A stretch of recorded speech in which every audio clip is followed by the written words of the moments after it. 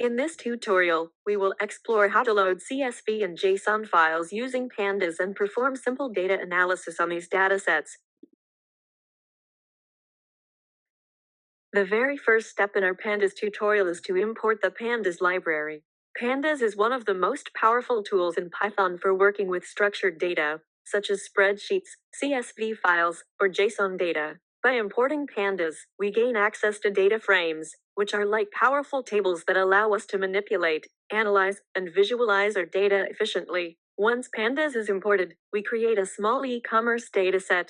This dataset will include essential information for our analysis, such as the order ID, which uniquely identifies each order, the customer name, so we know who placed the order, the product, which tells us what was purchased, the category, which helps us group products into electronics, accessories, or other types, the quantity, showing how many units were purchased, and the price, representing the cost of a single unit. After defining this data set in Python, we convert it into a Pandas data frame. A data frame is a table-like structure where each column can have a different data type, and each row represents a record, in our case, an individual order. Using a data frame allows us to apply a wide range of functions, filter data, and perform calculations quickly and efficiently. The next step is to calculate the total value for each order. To do this, we multiply the quantity by the price for each row in our data frame. This gives us a new column called total, which represents the total amount that each customer spent on that order. Having this total column is crucial because it allows us to analyze revenue, identify the highest value orders, and prepare our dataset for further exploration, such as finding top-selling products, analyzing revenue by category, or determining the most valuable customers. By completing these steps, importing Pandas, creating the e-commerce dataset, forming a data frame, and calculating the total value for each order, we set a solid foundation for performing meaningful data analysis. With this structured dataset, we can now start exploring trends, making comparisons, and visualizing insights from our e-commerce data.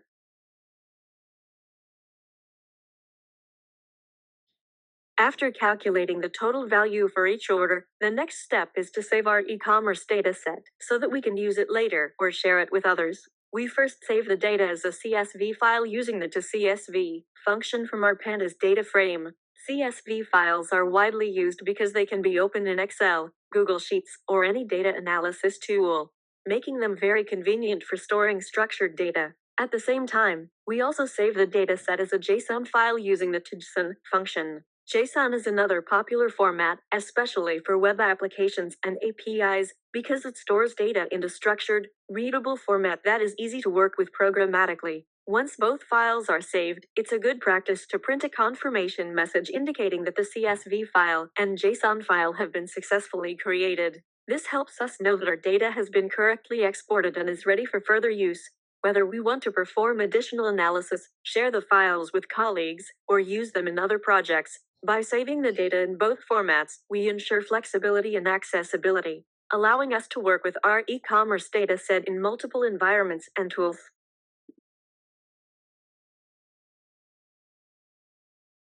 Once the dataset is saved and ready, the next step is to perform data analysis to gain meaningful insights from our e-commerce data. We start by calculating the total revenue, which is the sum of the total column we created earlier. This tells us how much money the store has earned from all orders combined, giving us a clear picture of overall sales performance. Next, we analyze the top-selling products by looking at the quantity sold for each product. By grouping the data by the product column and summing the quantity for each item, we can identify which products are the most popular among customers. This type of analysis is essential for understanding customer preferences, managing inventory, and making informed business decisions. Together, calculating total revenue and identifying top-selling products provides a solid starting point for exploring trends in our e-commerce dataset and uncovering actionable insights that can help optimize sales and improve business strategies. After analyzing total revenue and identifying the top-selling products, the next step is to calculate revenue by category. By grouping the dataset by the category column and summing the total values for each category, we can see how much revenue is generated by electronics, accessories, or any other product groups. This helps us understand which categories contribute the most to overall sales and where the business is performing strongly. Once the calculation is done, we print the results to display the revenue for each category. Printing the output allows us to quickly see the contribution of each category, making it easier to compare performance and make informed decisions about stock, marketing, or product focus. This step provides a clear picture of sales distribution across different product categories, which is an important part of data analysis for any e-commerce business. After performing the analysis, we can see the results clearly. The total revenue gives us the overall sales generated from all orders. When looking at the top-selling products by quantity, we notice that the laptop is the most popular item among customers, contributing significantly to the total sales. Similarly, when we calculate revenue by category, we see that the electronics category generates more revenue compared to accessories. This indicates that products like laptops are driving the majority of sales, while accessories like keyboards contribute less. Understanding these results helps us identify which products and categories are performing well, and it provides valuable insights for making informed business decisions, such as focusing on high demand products or planning inventory for top categories. Next, after performing all our data analysis, we save the dataset as a JSON file, so it can be easily used in other applications or shared. We do this using the data frames to JSON function, setting the parameters orient equals records and lines equals true. The orient equals records option ensures that each row of the data frame is converted into a separate JSON object, while lines equals true writes each JSON object on a new line, making it easier to read and process. After saving the file, we print a confirmation message to show that the JSON file has been successfully created. This helps us know that our data is stored correctly and ready for use. Finally, we can open the JSON file through the File Explorer or File panel on the side to inspect its contents. This allows us to visually confirm that the data has been saved properly and matches the structure of our data frame. Once we have saved our dataset as a JSON file, the next step is to read it back into Python using Pandas readJSON function. This allows us to load the data and continue our analysis or verify that the file was saved correctly. We use the same parameters, orient equals records and lines equals true, so that Pandas correctly interprets each row as a separate record. After reading the JSON file, we can print the data frame to see the contents exactly as it was before saving. This ensures that all the columns, including order ID, customer, product, category, quantity, price, and total, have been preserved correctly. By using readJSON, we can easily reload the dataset whenever needed, which is particularly useful when working with large or external data files in real-world projects. After reading the JSON file into a data frame using readJSON, it's a good practice to inspect the structure of the data. We can do this using the info function on the data frame. By printing df.info, we get an overview of the data set, including the number of entries, the column names, the data types of each column, and whether there are any missing values. This helps us quickly understand the structure of our JSON data and ensures that all the columns, such as order ID, customer, product, category, quantity, price, and total, have been loaded correctly. Using info is an essential step before performing any further data analysis.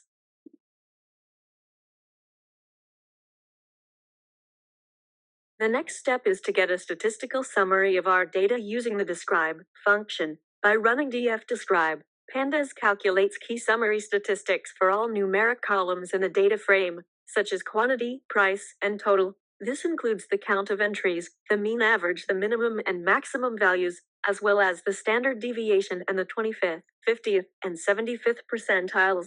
Printing the descriptive statistics helps us quickly understand the distribution of our data, spot any unusual values, and prepare for further analysis. After checking the structure of the JSON data frame with info, the next step is to get a quick look at the actual data by printing the first few rows. We do this using the head function. By running df-head, Pandas displays the first 5 rows of the data frame, showing us sample entries for each column. Once we have explored the JSON data set using head and describe, the next step is to analyze revenue by category. To do this, we group the data frame by the category column and then sum the total values for each category. This calculation gives us the total revenue generated from each product category, such as electronics and accessories. By printing the result, we can easily see which category contributes the most to overall sales. For example, in our dataset, electronics usually generates more revenue than accessories, showing that products like laptops, monitors, and headphones are driving the majority of sales.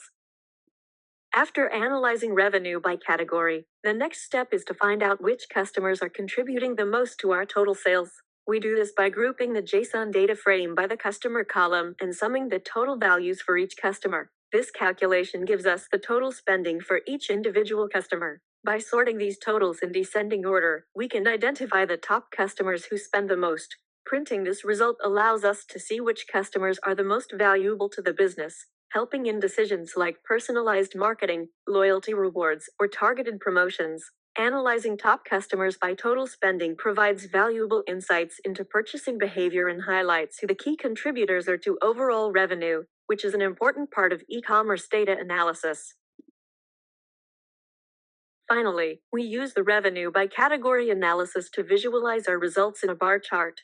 For this, we take the revenue data and use the matplotlib library to create a bar plot. This helps us clearly compare how much revenue each category is generating. We pass the category names on the x-axis and the total revenue values on the y-axis, then use a bar chart to display the differences visually. This makes it much easier to understand the data at a glance compared to just reading numbers in a table. From the chart, we can quickly see that the electronics category generates more revenue compared to accessories, showing that electronics products are the main drivers of sales in our dataset.